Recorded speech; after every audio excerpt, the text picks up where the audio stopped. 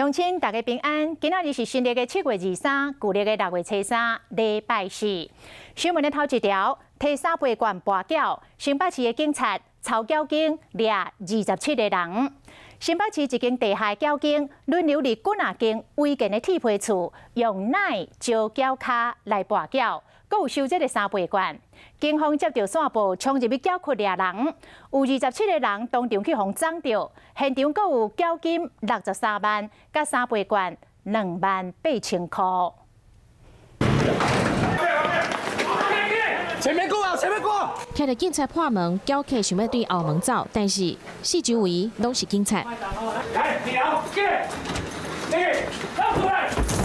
1楼已经控制掉，警察开始上楼，发现规间的缴客马上查扣现金。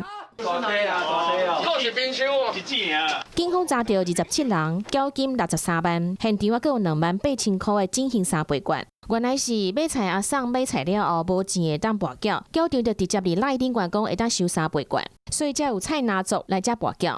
该老板是说，只要他有登记公司行号，其实就可以按照一般的公司行号来兑换现金哦。那甚至他也可以收来当做一般购买物品来使用哦。警方长期调查发现，进前因为疫情，缴场拢休困，最近才动起来。就算是有人看守，还阁装监视器来过滤人的身份，但是最后嘛是去警察找到。